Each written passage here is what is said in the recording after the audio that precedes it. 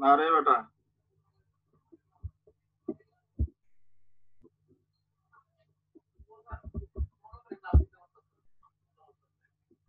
কিরকম? আমি এমনি ক্লাস নেই তো, ক্লাসটা কারোর জন্য যাতে বিরক্তিকর না হয়। পোলাবানের চটটা পড়তেই পোলাবান এগুলো এনজয় করে। ফোন দিয়ে বলে, স্যার আপনার চটটা মিস করতেছি, স্যার আপনার কানমলাটা খুব মিস করতেছি।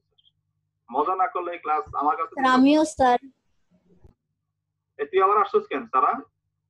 স্যার আমি ভাবছিলাম আপনারা একটু ক্লাস নেবেন আর একটু বেশি সময়, তাই জয়েন করছিলাম স্যার। সরি, চলে যাই। সরি বলার কিছু কারণ, আমার এই 7C এর কিছু ক্লাস মানে লাস্টে পার্ট টাইম পড়াইতে পারেনি নেট কানেকশনের সমস্যার কারণে। তো ওদেরকে আবার বলছি আজকে ঢুকতে। আচ্ছা স্যার, আসসালামু আলাইকুম। থাকলে থাকতে বলছো। আচ্ছা স্যার, আসসালামু আলাইকুম। স্যার ওই যে আরেকজন আসছে আমাদের ক্লাসের। এই আমি 7C এর ক্লাস নিব, তুমি থাকলে থাকতে পারো।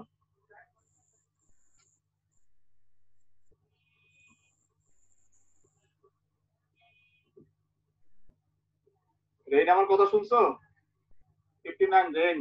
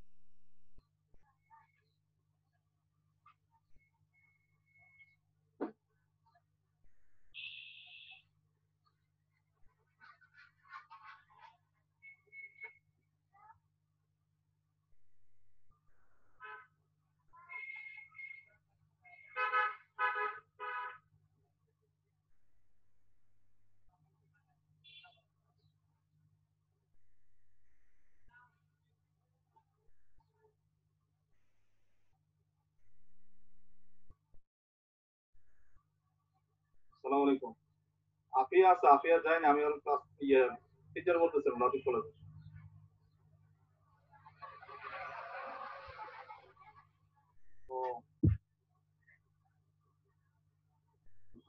আচ্ছা ঠিক আছে, আচ্ছা ঠিক আছে, না থাক দরকার নেই, ওইটা আমার কাছে আছে। আচ্ছা ঠিক আছে।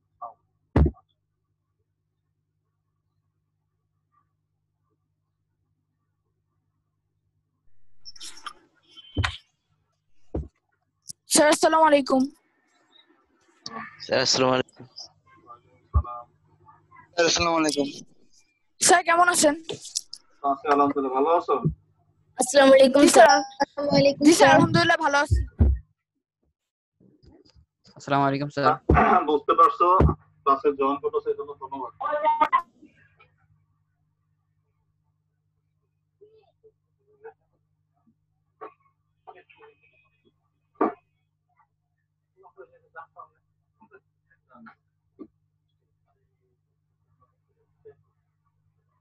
তাদের তো কাপড়গুলো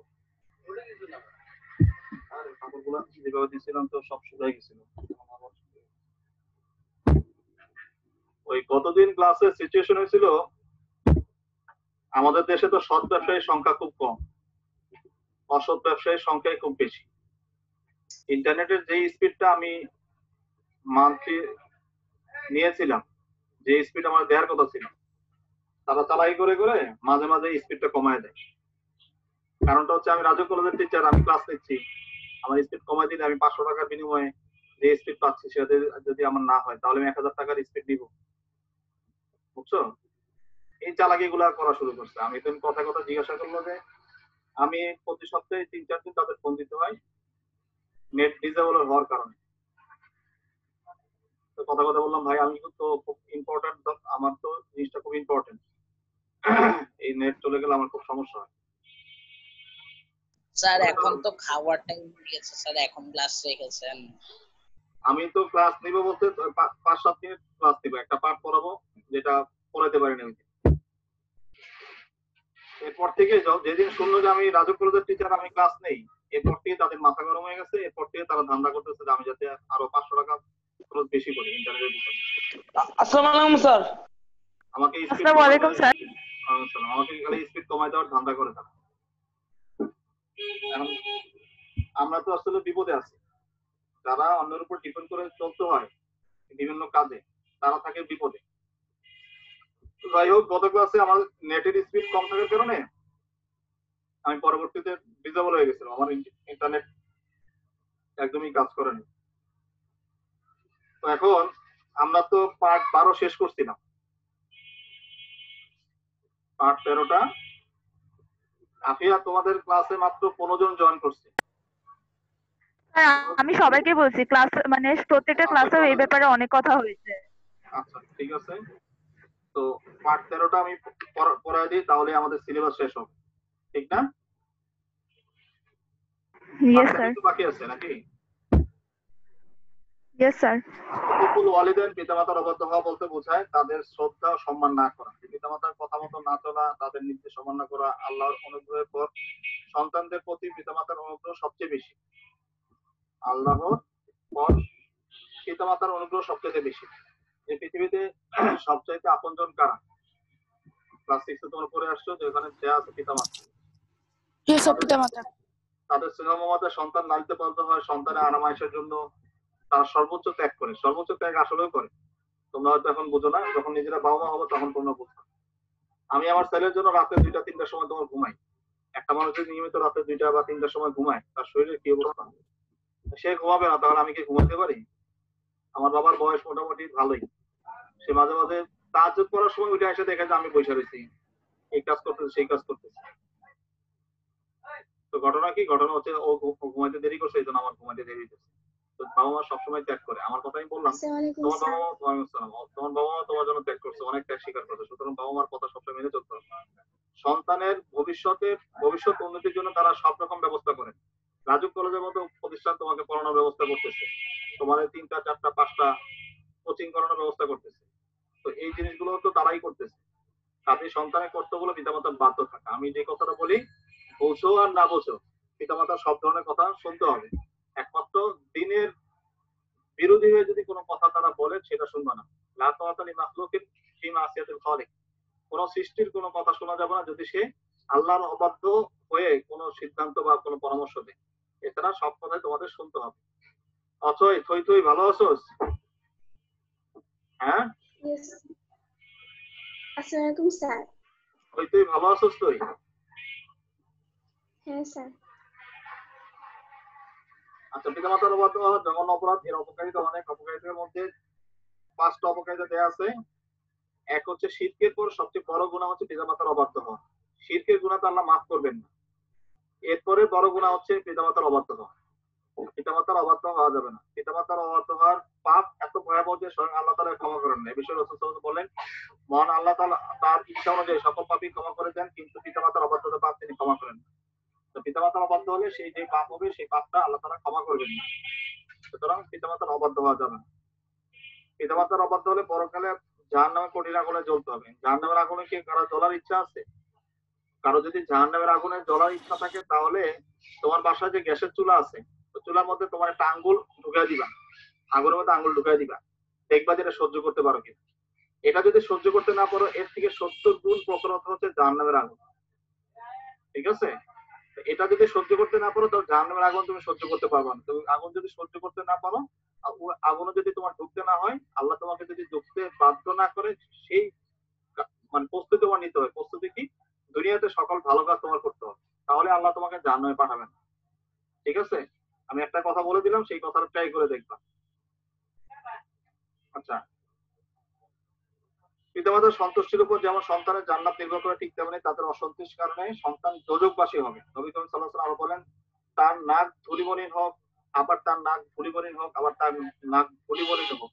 এই ধুলিমলিন দ্বারা উদ্দেশ্য হচ্ছে যে এটা একটা কি বলে, রূপকার্থে কথাটা বলা হয়েছে, রূপকার্থে। ধুলিমলিন হোক দ্বারা উদ্দেশ্য হচ্ছে যে সে অপদস্থ হোক, সে অপমানিত হোক। রূপকার্থেই কথাটা বলা হয়েছে। আরবের সিস্টেমটাই এটা, আরবের কথায় কথায় তারা রূপকার্থ ব্যবহার করে, এই আরবের কথা। তো এর দ্বারা উদ্দেশ্য হচ্ছে সে যাতে অপদস্থ হোক, অপমানিত হোক। তাকে জিজ্ঞাসা করলো, হে আল্লাহ রাসূল, সে কে? তখন তিনি বললেন, যে ব্যক্তি পিতামাতা যে কোনো একজনকে অথবা উভয়জনকে বৃদ্ধ অবস্থা পেল, তবু সে বেহেশতে প্রবেশ করতে পারলো না। পিতামাতার সেবা করে বেহেশতে অর্জন করতে পারলো না। পিতামাতার সেবা করার কারণে আল্লাহ তাআলা অনেকে বেহেশত দান করবে। তো পিতামাতার সেবা করতে হবে। মাতার অবাধ্য হওয়াকে আল্লাহ তাআলা হারাম ঘোষণা করেছেন। মাতার অবাধ্য হওয়াকে হারাম ঘোষণা করেছেন। রাসূল সাল্লাল্লাহু আলাইহি ওয়াসাল্লাম বলেছেন, আল্লাহ তোমাদের জন্য মায়ের অবাধ্য হওয়াকে হারাম করে দিয়েছে। কিরে পাগলি, হাসনুবা, তুই তখন কোথায় ছিলি? স্যার হাসনুবা, ক্লাস শেষ হয়েছে। ক্লাস স্যার শেষ হওয়ার ক্লাস পরে তো শেষ হয়েছে, খেয়াল করি না আপনার আইডিটা যেটার মধ্যে লিখছিলাম ওটা খুঁজে তুই তো পাচ্ছি খেয়াল না। করবি না।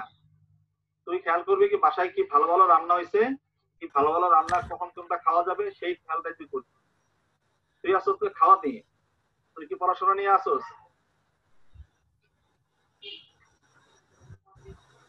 আচ্ছা, তো মায়ের অবাধ্য হওয়াকে হারাম ঘোষণা করছে, এর মানে এটা না যে বাবার অবাধ্য হওয়া যাবে। বাবা মা দুজনে একজনের অবাধ্য হওয়া যাবে না। ওই যে রুলস একটা, যে আল্লাহর নির্দেশের বিরুদ্ধে যদি কোনো কথা বলে তাহলে তুমি অবাধ্য হতে পারবা, এছাড়া অবাধ্য হওয়া যাবে না। ইভেন কোন ব্যক্তি যদি মুসলিম হয় আর তার পিতামাতা যদি অমুসলিম হয়, তাদের কথাও তাকে শুনতে হবে, যদি আল্লাহর বিরোধী কোনো কথা বা কোনো নির্দেশ তারা না দেয়। বুঝছো? পিতা সন্তানের প্রতি অসন্তুষ্ট হলে আল্লাহ তাআলা তার প্রতি অসন্তুষ্ট হন। রাসূল সাল্লাল্লাহু আলাইহি ওয়াসাল্লাম বললেন, পিতার সন্তুষ্টিতে আল্লাহর সন্তুষ্টি, তার আর পিতার অসন্তুষ্টিতে আল্লাহ তাআলা অসন্তুষ্ট। আল্লাহ তাআলা অসন্তুষ্টি আমাদের অর্জন করার কোনো কারণেই দরকার নেই। পিতামাতার বাধ্য থাকবো, তাহলে আল্লাহ তাআলাও কি থাকবেন? সন্তুষ্ট থাকবেন। এখন কিছু কিছু ক্ষেত্রে দেখা যায় পিতামাতা বয়সের কারণে অনেক সময় দেখা যায় যে কথাবার্তা একটা বললে বুঝে না, তখন তাদের বুঝিয়ে তোমার স্বার্থ সিদ্ধি করতে হবে বা তোমার কাজ আদায় করতে হবে, কিন্তু পিতামাতার অবাধ্য হওয়া যাবে না। পিতামাতা সন্তানের কল্যাণেই কখনো তাদের শাসন করেন বা করা কথা বলেন, এটা সন্তানকে মেনে নিতে হবে, এতে তার ভবিষ্যৎ সুখময় হবে। তোমার বাবা তোমাকে শাসন করছে, দুইটা চট দিছে গালের মধ্যে, তুমি কি করছো? ওই তোমার স্কুল ব্যাগের মধ্যে কাপড় চোপড় নিয়ে নানা বাড়ি চলে গেছে, তোমাকে খুঁজে পাচ্ছে না, কই গেল কই গেল। পরে নানা বাড়িতে ফোন দিছে, নানা বাড়ি থেকে বললো, হ্যাঁ ও তো ওই দুপুরে চলে আসছে। কেন গেছে? তোমার বাবা বললো যে আমি তো গালে দুটা চট দিছি। আরে বেটা, শাসন না করলে কোনো কিছু হয়? তুমি ওই শার্ট বানাবা, টেইলরের কাছে কাপড় দিয়ে আসছো 1.5 গজ, আমার একটা শার্ট বানাই দিন। টেইলর যদি বলে যে কাপড়টা কাটবো, কাপড়টা নষ্ট হয়ে যাবে, দরকার নেই, এভাবে ফালায় রাখি, তাহলে কি শার্ট হবে?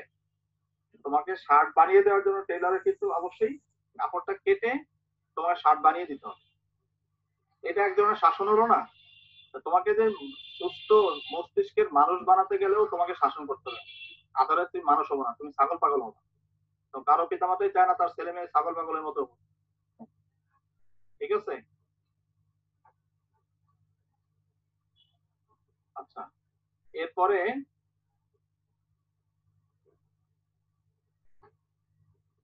আমরা আমরা পিতামাতার আদেশ নিষেধ মেনে চলবো, এটি মানবিক মানবিক দায়িত্ব, এটা স্বাভাবিক একটা হিসাব।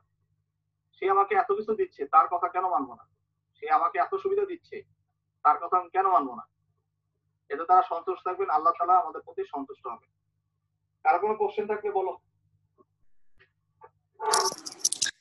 স্যার আমি একটা প্রশ্ন করি। হ্যাঁ বলো। স্যার যখন আমি নামাজ পড়তেছি এমন সময় যদি আমার মা বা বাবা আমাকে ডাকেন, তখন আমি কি করব? তোমার বুঝতে হবে যে এটা ইমার্জেন্সি কিনা। ইমার্জেন্সি যদি হয় তাহলে নামাজ ছেড়ে তুমি বাবা মার কথা শুনবা, বুঝছো না? তোমার বাবা দরজার বাইরে আছে, তুমি দরজা লক করে নামাজ পড়তেছো, এখন তোমার নামাজ পড়তেছো 5-6 মিনিট লাগবে, দরজা সে নক করতেছে, একটু পরে সে খুব জোরে জোরে নক করতেছে, তুমি তো নামাজ ছেড়ে গিয়ে দরজা খুলো, তারপরে ঢোকার সাথে সাথে বলবো আমি নামাজ পড়তেছিলাম, তাহলে তোমার বাবাও কি কি করবে? সে বুঝতে পারবে যে আসলে এইভাবে নক করাটা ঠিক হয়নি। ওই দিন আমার বাসার কথা বলি, আমার ছেলের বয়স তো তোমার এই 10 মাস শেষ হইলো, 11 মাসে চলতেছে। সে একটু একটু মাশাআল্লাহ হাঁটতে পারে। হেঁটে হেঁটে এসে ঘরের যে মেন দরজা নিচের একটা সিটকারি আছে, সেই সিটকারিটা সে লাগায়। আমি বাসায় গেছি, আমার খুব তাড়াহুড়া, 2-3 বার নক করার পরে একদম খুলে নাই, স্বাভাবিক লক মোচড় দেওয়ার পর দরজা যখন খুলে নেয়, আমি তো চোরে ধরে মানে সাপোর্ট দিতেছি দরজার মধ্যে। তখন আমার ওয়াইফ এসে বলে যে তোমার ছেলে নিচে ছিটকে লাগাই দিচ্ছে, এখন ওকে ধমক দাও। এখন এই 10 মাসের বাচ্চাকে ধমক দেওয়া যাবে? তো আমি এসে নিজেই তো চুপ হয়ে গেলাম। সিচুয়েশন গুলো বুঝতে হবে। হ্যাঁ, আর কারো কোনো কোশ্চেন আছে?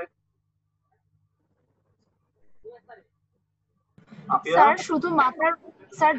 শুধু মাতার অবাধ্য হওয়াই কি হারাম? পিতার অবাধ্য হওয়া হারাম না? দুইটাই হারাম, দুইটাই হারাম। রাসূল সাল্লাল্লাহু আলাইহি ওয়াসাল্লাম আচ্ছা, যে হাদিসগুলো বলছেন, যে কথাগুলো বলছেন, এখানে হচ্ছে যে কথাগুলো তার সম্মোদিত ব্যক্তি যে ছিল, তাকে সম্বোধন করে কথা বলতেছেন, তাকে উদ্দেশ্য করে এই কথাগুলো বলছেন।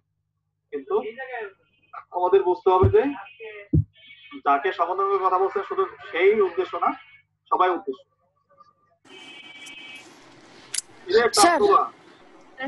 স্যার একটা প্রশ্ন আছে। হ্যাঁ বলো। স্যার যদি আমার বাবা বলে যে কমলা নিয়ে আসো আর আমার মা বলে হলো আপেল নিয়ে আসো, তখন স্যার আমি কি করব? দুইটাই নিয়ে দুজন যাও, দুই ধরনের কথা বলে। দুইটাই নিয়ে যাও। স্যার যদি আমার সামর্থ্য না থাকে দুইটা নিয়ে যাওয়ার? সামর্থ্য যদি না থাকে সেই ক্ষেত্রে বলবা যে কোনো একটা হলো, অল্প অল্প করে নিয়ে যাবা, অল্প অল্প করে নিয়ে যাবা। এখন তুমি 1 কেজি করে নেওয়ার প্ল্যান করছিলে, এখন আধা কেজি করে নিয়ে যাও, ঠিক আছে? দুজনকে তো খুশি রাখতে হবে। তুমি শুধু বাবাকে খুশি রাখবা, মাকে খুশি রাখবা না, মাকে খুশি রাখবা, বাবাকে খুশি রাখবা, তাহলে তো হবে না। দুজনকে খুশি রাখতে হবে।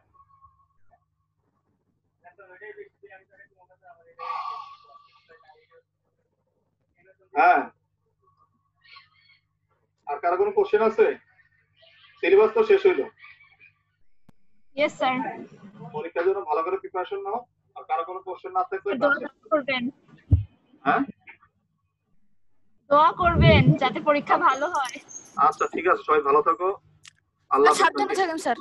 হ্যাঁ, স্যার আসসালামু আলাইকুম। ওয়ালাইকুম আসসালাম। ওয়ালাইকুম স্যার। আসসালামু স্যার। আর কিছু? আসসালামু আলাইকুম। ওয়ালাইকুম আসসালাম।